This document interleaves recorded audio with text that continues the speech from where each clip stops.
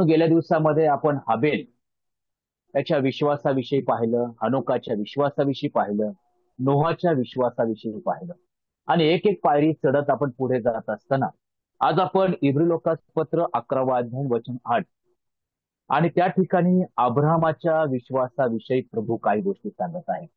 आणि ही पायरी चढत असताना आपण वचन वाचूया. इब्री लोकासपत्र 11वा अध्याय वचन 8.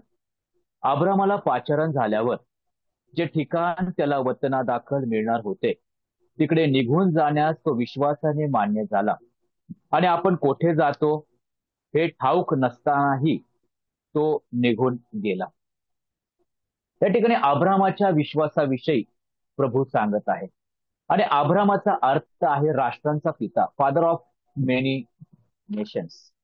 आणि अशा प्रकारचा राष्ट्रांचा पिता आम्ही पाहत असताना यहुदी धर्म किंवा ख्रिश्चन धर्म किंवा इस्लाम धर्म या धर्माचा उगम त्या अब्राहमाच्या द्वारे झालेला आम्ही पाहतो. आणि देवाचं वचन सांगतं की तो वचनदत्त देशाकडे जाण्यास मान्य झाला किंवा त्याने निर्णय घेतला. तो वचनदत्त देशाकडे निघून गेला असं देखील प्रभू सांगत आहे. प्रियानो, मान्य करणं ही एक गोष्ट आहे, परंतु त्यावर क्रिया करणं आणि कृती करून पुढे जाणं ही वेगळी गोष्ट आहे. अनेक गोष्टी आम्ही आमच्या जीवनात मान्य करतो जे प्रभूने आम्हाला सांगितलं, पण तो अनेक वेळा त्याच्यावर क्रिया होत नाही. आणि म्हणून याकोब आपल्या पत्रामध्ये 2रा अध्याय वचन 26 मध्ये असं लिहितो की आमचा विश्वास जो आहे तो क्रिया वाचून निर्जीव असा आहे. आणि म्हणून आमच्या विश्वासी जीवनामध्ये क्रिया अतिशय महत्वाची आहे. आणि अब्राहमाच्याच या विश्वासी जीवनामध्ये प्रभू सांगतो की त्याने क्रिया केली, त्याने मान्य केलं एक, परंतु त्याने क्रिया केली की तो पाचारण झाल्यावर त्याने देश सोडला आणि ज्या देशाविषयी प्रभूने सांगितलं त्या देशाकडे तो निघून गेला. तसं वचन आम्ही वाचलं वचन 8 मध्ये की तो वचनदत्त देशाकडे जाण्यास निघाला, पण कुठून कोठे निघाला हा प्रश्न ज्यावेळेस आमच्या समोर येतो त्यावेळेस लगेच आम्हाला उत्पत्तीच्या पुस्तकामधील 12वा अध्याय समोर येतो. परंतु हराणापासून खऱ्या अर्थाने अब्राहम निघाला का किंवा हराणामध्ये अब्राहमाला पाचारण झाले का? तर प्रियांनो, तसं नाही. प्रेषितांच्या कृत्यामध्ये 7व्या अध्यायामध्ये जेव्हा स्टेफन पवित्र आत्म्याच्या प्रेरणेने भाषण करीत होता आणि त्या ठिकाणी स्टेफन त्या ठिकाणी अब्राहमाविषयी असं लिहितो, माझ्यावर तुम्ही काढा, प्रेषितांचे कृत्य 7वा अध्याय वचन 2 ते 4. बंधुजन हो व वडिलांनो ऐका, आपला पूर्वज अब्राहम हरान प्रांतात जाऊन राहण्यापूर्वी मेसोपोटेमिया देशात असता गौरवशाली देवाने त्याला दर्शन देऊन म्हटले. हरानाच्या अगोदर अब्राहमाच्या जीवनात मेसोपोटेमिया होता प्रियांनो. आणि ह्या मेसोपोटेमियाच्या मधून अब्राहम वचनदत्त देशाकडे जाण्यास निघाला, परंतु उत्पत्तीच्या 12व्या अध्यायामध्ये तो काही वर्ष हराणामध्ये असलेला दिसतो. जसं आम्ही पाहिलं की आराधना करणारा हबेल, त्याचप्रमाणे देवाबरोबर चालणारा हनोक, देवाची सूचना ऐकणारा नोहा, तर आज अब्राहमाच्या जीवनातून अडखळणावर मात करणारा अब्राहम याविषयी आपण शिकणार आहोत. आणि म्हणून अब्राहमाच्या या पाचारणातून आम्ही काही गोष्टी पाहत असताना त्याने कशा प्रकारे अडखळणावर मात केली याकडे आपण काही वेळ पाहूया. पहिला मुद्दा की समृद्धीचं अडखळण अब्राहमासमोर होतं. समृद्धीचं अडखळण. जसं आम्ही पाहिलं की अब्राहमाला पाचारण मेसोपोटेमिया या ठिकाणी किंवा या प्रांतात किंवा देशामध्ये झालेला आहे. त्याचा अर्थ होतो, मेसोपोटेमियाचा अर्थ की 2 नद्यांमधील प्रदेश. 2 नद्यांमधील प्रदेश किंवा भूखंड किंवा जमीन तुम्हाला आणि मला माहिती आहे किती सुपीक असेल प्रियांनो. एका बाजूला टायग्रिस आणि दुसऱ्या बाजूला युफ्रेटिस, अशा 2 नद्याच्या मध्ये असलेला हा प्रदेश पूर्ण समृद्धीने भरलेला, अन्नधान्याची रेलचेल असलेला, सर्व गुण संपन्न, पाणी मुबलक, आणि अशा परिस्थितीमध्ये समृद्धीचं अडखळण अब्राहमाला कदाचित आलं असेल. परंतु देवाचं वचन सांगतं की त्याला ज्यावेळेस त्या ठिकाणी पाचारण झालं त्यावेळेस त्याने मेसोपोटेमिया देश सोडला. कारण उत्पत्तीच्या पुस्तकामध्ये 11वा अध्याय वचन 26 पासून जर आम्ही वाचलं की तेरहाची वंशावळ अब्राहमचे बायको साराय, नाहोराची बायको मिल्का, आणि ह्या ठिकाणी हारान खासद्याचे ऊर येथे जो मरण पावला त्याचा मुलगा लोट, हे सर्वजण त्या ठिकाणी राहत होते प्रियांनो. परंतु ज्या वेळेस मेसोपोटेमिया देश सोडण्याची वेळ आली त्यावेळेस आम्ही पाहतो की तेरह, अब्राहम, साराय आणि लोट हे चौघच त्या ठिकाणाहून निघू शकले, पण नाहोर आणि मिल्का हे निघू शकले नाही. प्रियानो, का ते निघाले नाही? कारण एकच, की ते समृद्धीने भरलेलं स्थळ होतं. अनेक वेळा आमच्या जीवनामध्ये प्रभू पाचारण देतो की अमुक अमुक ठिकाणी जाऊन तुला सेवा करायची, परंतु आम्ही शहरामध्ये राहत असताना आम्हाला रेल्वे स्टेशन जवळ, शाळा जवळ, हॉस्पिटल जवळ या सर्व समृद्धी आमच्या आजूबाजूला असताना आम्ही अनेक वेळा या समृद्धीच्या अडखळणावर मात करत नाही आणि अनेक वेळा ह्या सेवेमध्ये पुढे जात नाही. देवाला आभार मानू की असे अनेक जण आहेत आमचे बंधुजन की सर्व समृद्धी, सर्व गोष्टींच्या सुखसोयी सोडून अनेक जण खेडोपाड्यामध्ये, जंगलामध्ये प्रभूची सेवा करत आहेत. परंतु असे अनेक जण असे आहेत की ज्यांना सुखसोयी सुटत नाही आणि नाहोरासारखं, मिल्कासारखं त्यांनी मेसोपोटेमिया सोडला नाही. पण अब्रामाच्या जीवनात आम्ही पाहतो की त्याने देवाच्या वचनाला प्राधान्य दिल्यामुळे समृद्धीचा अडखळणावर तो मात करू शकला आणि तो पुढे गेला. मार्क शुभवर्तमानामध्ये 10वा अध्याय वचन 17 ते 22 मध्ये एका श्रीमंत तरुण मुलाचा वृत्तांत प्रभू सांगतो. प्रभूने त्याच्याकडे न्याहाळून पाहिलं, प्रीतीने पाहिलं, आणि त्यावेळेस प्रभू म्हटला की हे सर्व तू सोड, गरिबांना दे आणि तू माझ्या मागे. प्रियानो, तो त्याच्या जीवनामध्ये प्रभूला असं सांगत होता की मी सर्व आज्ञा पाळतो, सर्व काही गोष्टींच्या नियमाचं मी पालन करतो, परंतु प्रभू म्हणतो की सर्व सोड, सर्व गोरगरिबांना दे आणि तू माझ्या मागे. परंतु त्या ठिकाणी देवाचं वचन सांगतं की तो खिन्न झाला, कारण तो अतिशय श्रीमंत होता. प्रियानो, अनेक वेळा प्रभूच्या मागे जात असताना हे समृद्धी, हे धन, ही संपत्ती, अशा अनेक गोष्टी आमच्या जीवनात येतात आणि म्हणून आम्ही देवाच्या कार्यासाठी देवाच्या मागे जाऊ शकत नाही. प्रियानो, अब्राहम आम्हाला सांगतो की मी सर्व काही सोडलं. ज्या देशाविषयी, ज्या देशाचा अर्थ असा होतो की 2 नद्यांमधील प्रदेश मी सोडला, सर्व सुपीक जमीन मी सोडली, सर्व समृद्धी मी सोडली आणि प्रभूच्या मागे गेलो. म्हणूनच याकोब, जसं मी पहिल्यांदा म्हटलो की विश्वास हा क्रिया वाचून निर्जीव असा आहे. प्रियांनो, आज या विश्वासी जीवनामध्ये जर असं काही अडखळण आहेत, मग समृद्धी असो किंवा अनेक अशा शैक्षणिक दृष्टिकोनातून मान सन्मानाच्या अशा अनेक गोष्टी असो, त्या अडखळण आमच्या जीवनात असेल तर प्रभू म्हणतो की त्याच्यावर मात करा. कशाच्या द्वारे? विश्वासाच्या द्वारे. अजून काही गोष्टी आपण पाहूया की त्या ठिकाणी समृद्धीच्या अडखळण एका बाजूला, परंतु नेतृत्वाचं अडखळण देखील अब्राहमाच्या जीवनात होतं. जसं आम्ही पाहिलं की मेसोपोटेमिया या ठिकाणी अब्राहमाला पाचारण झालं, परंतु उत्पत्तीच्या 11व्या अध्याय 31व्या वचनामध्ये कोण कोण त्या ठिकाणाहून निघाले? एक आम्ही पाहिलं की तेरह निघाला, अब्राहम निघाला, साराय निघाली आणि लोट निघाले. परंतु ज्यावेळेस हे निघाले प्रियांनो, त्यावेळेस या मेसोपोटेमियापासून कनानाच्या ह्या प्रवासामध्ये नेतृत्व कुणी करणं गरजेचं होतं? अब्राहमाने. परंतु आम्ही पाहतो की नेतृत्व करणारा कोण आहे? तेरह आहे. तेरह नेतृत्व करीत असताना त्या ठिकाणी पाहतो की ज्यावेळेस कनानाच्या वाटेवर आहे, परंतु काही दिवसानंतर ते हारानामध्ये जाऊन पोहोचले. वचन अध्याय 12 मध्ये आम्ही पाहतो की पूर्ण त्या ठिकाणी त्यांचं सर्व काही समृद्धी दिसते, त्यांची धनसंपत्ती दिसते, तिकडे त्यांचे दासी दिसतात प्रियांनो.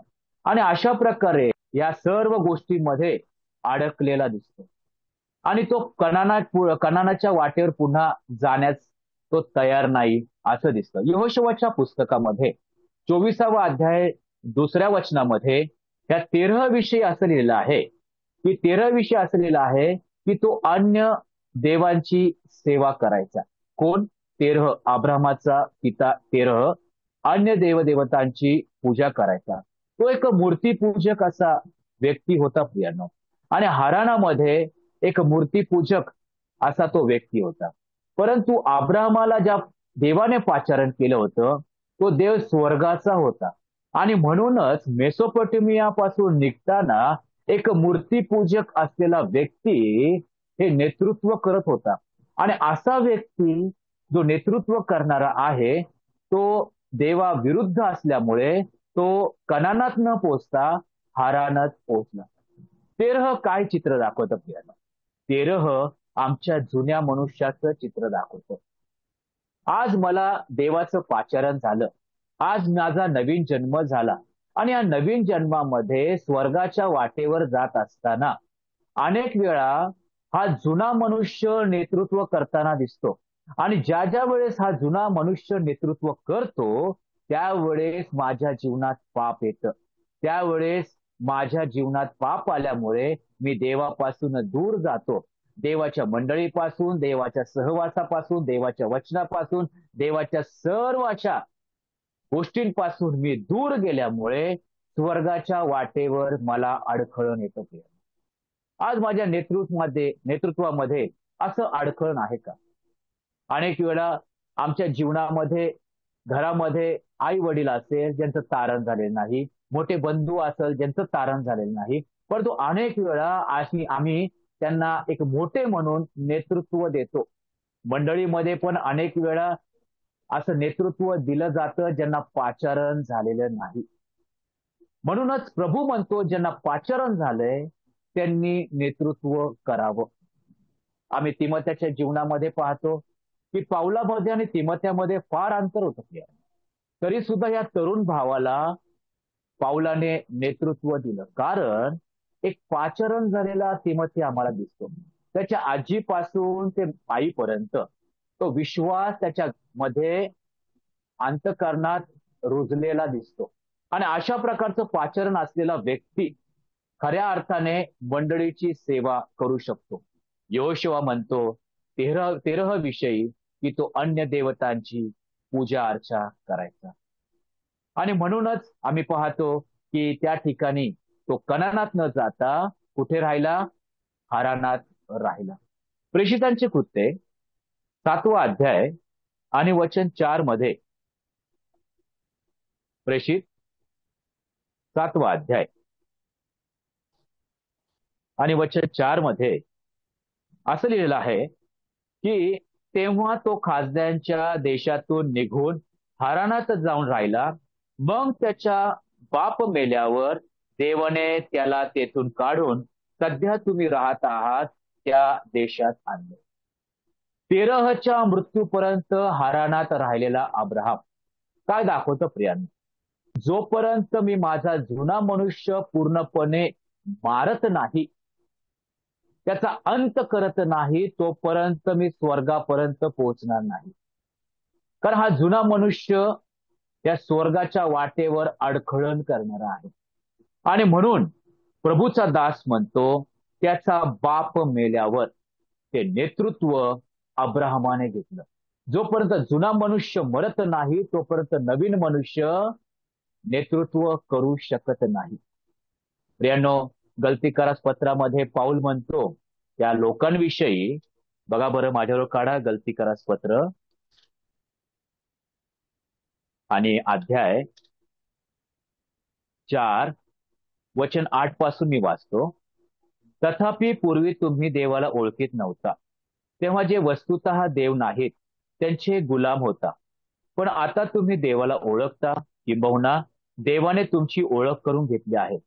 तर मग दुर्बळ व निसत्व अशा प्राथमिक शिक्षणाकडे पुन्हा कसे वळता? त्याचे गुलाम पुन्हा नव्याने होण्याची इच्छा कशी करिता? वार, महिने, सणाचे काळ व वर्षे ही तुम्ही पाळता. तुमच्यासाठी मी केलेले श्रम कदाचित व्यर्थ झाले असतील अशी मला तुमच्या संबंधी भीती वाटते. अध्याय 5 ची सुरुवात. या स्वातंत्र्याकरिता ख्रिस्ताने आपल्याला मुक्त केले आहे, म्हणून त्यात टिकून राहा. गुलामगिरीच्या जुवाखाली पुन्हा सापडू नका. पौल मंडळीला पत्र लिहित असताना अतिशय कळकळीने विनंती करीतो, पुन्हा गुलामगिरीच्या जुवाखाली सापडू नका. का? कारण जोपर्यंत ह्या देहामध्ये आम्ही आहोत प्रियानो, तोपर्यंत हा जुना मनुष्य नेतृत्व करणार. परंतु अनेक वेळा आम्हाला ह्या जुन्या मनुष्याला पाऊल जसा म्हणतो की मग मी माझं शरीर कुदळतो आणि दास करून ठेवतो. प्रियानो, ह्या जुन्या मनुष्याला मला कुदळायचंय, दास करून ठेवायचंय. नाहीतर मला पुन्हा हा जुना मनुष्य त्या प्राथमिक शिक्षणाकडे वळू शकतो, पुन्हा त्या गुलामीकडे नेऊ शकतो, पुन्हा वार, महिने, सणाचे काळ, वर्षे याच्याकडे मला तो नेऊ शकतो. आणि अशा परिस्थितीमध्ये जर मी गेलो तर देवाचा दास म्हणतो की तुम्ही पुन्हा गुलाम व्हा. आणि या गुलामीच्या जुवाखाली जर मी सापडलो तर त्यावेळेस या स्वर्गाच्या वाटेवर अडखळण आल्याशिवाय राहणार नाही. आज आपण पाहिलं की उत्पत्तीच्या या पुस्तकामधील अब्राहम त्याच्या पाचारणाविषयी पाहिलं की त्याला ज्यावेळेस पाचारण झालं त्याच्या जीवनात अडखळण आलं. जर त्या अडखळणावर त्याने मात केली नसते प्रियांनो, तर तो राष्ट्रांचा पिता झाला नसता. त्याने आपल्या क्रिया वाचून जे शरीर त्या विश्वासाच्या द्वारे त्याने क्रिया केली आणि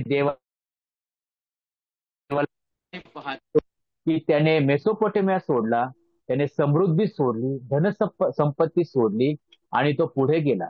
परंतु एक गोष्ट पुन्हा त्याच्या जीवनात आली ती म्हणजे नेतृत्वाचं अडखळण. एक बाप त्याचा असल्यामुळे त्याच्या बापाला त्याने नेतृत्व दिलं आणि त्या बापाने त्यांना कनानाच्या ऐवजी हारानापर्यंत पोहोचवलं. आणि कनान म्हटलेला देश त्याच्या जीवनामध्ये थोड्या वर्षांनंतर आला. जो आशीर्वाद प्रभू देऊ इच्छित होता तो आशीर्वाद लांबणीवर गेल्या. कशामुळे? त्या तेरहमुळे. आज आमच्या जीवनामध्ये प्रभू जे आशीर्वाद देऊ इच्छितो, जर माझा जुना मनुष्य नेतृत्व करतो तर ते दैवी आशीर्वाद माझ्यापासून दूर जातील किंवा ते लांबणीवर जातील. तर आज मला या जुन्या मनुष्याला कुदळायचंय, त्याला दास करून ठेवायचंय. आणि हा जो नवीन मनुष्य आहे, जो पवित्र आत्म्याने प्रेरित आहे, जो विश्वासाने भरलेला आहे, त्याला नेतृत्व द्यायचंय. आणि मग ह्या स्वर्गाच्या वाटेवर जात असताना प्रभूने माझ्याविषयी, तुमच्याविषयी जे संकल्प आखलेले आहेत, ज्याविषयी प्रभू म्हणतो की ते हिताचे आहेत, अनिष्टाचे नाहीत, ते तुमच्या आणि माझ्या भावी देणारे आहेत. ते सर्व संकल्प प्रभू पूर्ण करेल आणि आम्हाला देईल. प्रभू करो या चौथ्या पायरीवर चढलेलो असताना आम्हाला जे आम्ही शिकलोय की अडखळणावर मात करायची, ती कशी करायची ते अब्राहमाने आम्हाला सांगितलेलं आहे आणि ते आम्हाला विश्वासाने करायचंय. ते लक्षात ठेवून आम्ही प्रभूच्या गौरवासाठी आणि त्याच्या कार्यासाठी सिद्ध होऊ. प्रभूची इच्छा असेल येणाऱ्या दिवसात काही गोष्टी पाहण्याचा आपण प्रयत्न करू. प्रभूला धन्यवाद असो. आमेन.